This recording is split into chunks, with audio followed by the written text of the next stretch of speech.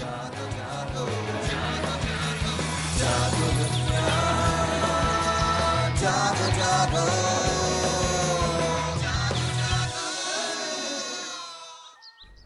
Back to जागो दुनिया। मैं हूं फारूक हसन, मेरे साथ मौजूद हैं सुंदर जमील। अभी आप देख रहे थे डॉक्टर का सेगमेंट और आपको हमने बताई जो कॉमन एलिमेंट्स फैल रही हैं सैलाब-ज़दा इलाकों में। लेकिन इस वक्त हम आपको लिए जा रहे हैं खैबर पख्तूनख्वा में, पेशावर में। वहाँ पे हमें ज्वाइन किया है सरदार हुसैन बाबक ने, जो कि प्रोविंशियल एजुकेशन मिनिस्टर हैं, मिनिस्टर फॉर लिटरेसी हैं, और उनसे हम बात करेंगे। बाबा साहब, सबसे पहले आपको खुशामदीद कहता हूँ। और मुझे मालूम है कि जो आपका कॉन्स्टिट्यूंसी, आपका जो इलाका है, वो सबसे ज़्यादा फ्लड की वजह से अफेक्ट हुआ है। आपसे सबसे पहले ये जानना चाहूँगा, आप एजुकेशन मिनिस्टर हैं, खैबर पख्तूनख्वा में जो एजुकेशन के हवाले से काम किया जा रहा था उसको डेफिनेटली हैम्पर हुआ होगा इन सैलाब की वजह से, बहुत से स्कूल भी तबाह हुए हैं। इमीडिएट पॉलिसी क्या है एजुकेशन मिनिस्ट्री की? एजुकेशन मिनिस्टर के हवाले से आपकी क्या इमीडिएट पॉलिसी होगी? जी बिल्कुल, जिस तरह आपने फरमाया, ये मालाकंड डिवीज़न इन पार्टिकुलरली मिलिटेंसी हिट एरिया भी है, और इन बदकिस्मती से सैलाब में कुदरती आफत ने बुरी तरह मुतासर हुआ है हमारे सवात को, शांगला को, अपर दिर को, लोअर दिर को, मालाकंड को, बुनियर को। तो ये है कि सारे मालाकंड डिवीज़न को बड़ा इफेक्ट किया गया है, मुतासर हुआ है। हम ये जानना चाहेंगे, बहुत सी इंक्वायरीज आ रही हैं, बहुत सी ईमेल्स आ रही हैं, बहुत से लोग टेलीफोन कॉल्स कर रहे हैं, वो मदद करना चाहते हैं अपने बहनों और भाइयों की जो इस वक्त खैबर पख्तूनख्वा में अफेक्ट हुए हैं इन सैलाब से, जिन्होंने अपना घर बार लुटा दिया, बहुत सी जानें भी ज़ाया हुई। ये जानना चाहेंगे कि कोई ऐसा प्लेटफॉर्म या कोई ऐसा इदारा इस्टेब्लिश आपने किया है जो चैनलाइज करेगा इन रिसोर्सेज को? क्योंकि अगर इंडिविजुअली हर बंदा मदद करना चाहेगा तो हो सकता है कि सही वक्त पे सही इमदाद जो है वो ना पहुँच सके इन अफेक्टेड लोगों को। कोई आपने ऐसा बेस कायम किया है जहां पे तमाम वॉलंटियर्स रजिस्टर करें, या अपनी तमाम अशिया जो इमदादी अशिया हैं वो वहां पे डिपॉजिट कराएं और वहां से आप तरसेल करें इनकी उन एरियाज में जहां पे इनकी अशद ज़रूरत है?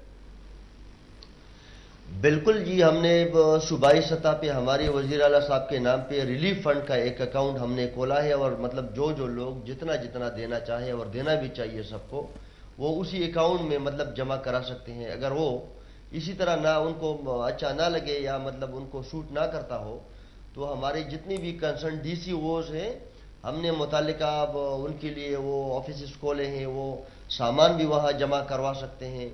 इसी तरह हमारे सूबे के मुख्तलिफ अजला में स्कूलों में हमने कैंप खोले हैं, मतलब वो लोग डायरेक्ट भी जा सकते हैं और उन्हीं स्कूलों में अपने हाथ से उन मुतासिरीन को इमदाद दे सकते हैं। जहाँ पे इन लोगों की इमदाद के हवाले से बात आ रही है, वहाँ पे मेडिकल कैंप्स का क्या जो है फैसिलिटी प्रोवाइड की जा रही है? क्योंकि बहुत सारे वबाई अमराज हैं जो देखने में आ रहे हैं जिनके फैलने का खदशा है, तो उनकी रोकथाम के लिए कितने डॉक्टर्स की टीम जो है तश्कील दी गई है? आपने ये सवाल पूछा कि मेडिकल कैंप्स, बिल्कुल हमारे मोबाइल जो मेडिकल कैंप्स है, हम सारे अजला में मुखैर हजरात और गैर सरकारी तंजीमों का भी हम शुक्रिया अदा करते हैं कि वो लोग भी अपनी बसात के मुताबिक हमारी हेल्प कर रहे हैं।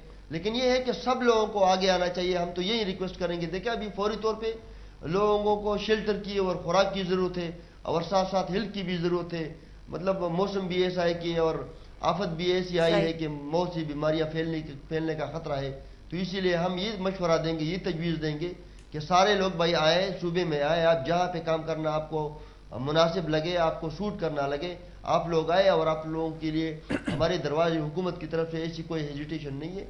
इंशाअल्लाह जो इन्फॉर्मेशन हमारे DCO और DROs, हमारी हुकूमत की सारी मशीनरी पिछले 10 दिन से हमने हुकूमती मामलात को वाइंड अप कर दिया है।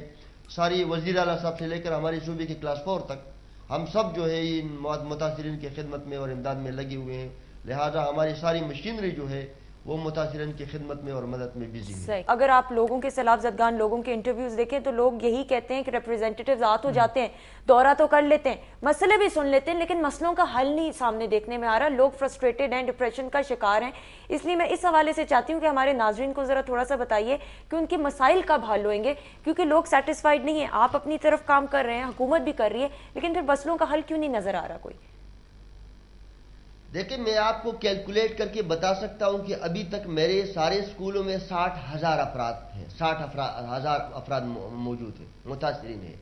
अगर मैं आपसे ये पूछूं कि 60,000 लोगों को सुबह का नाश्ता देना, फिर दोपहर का खाना देना, شام کا کھانا دینا.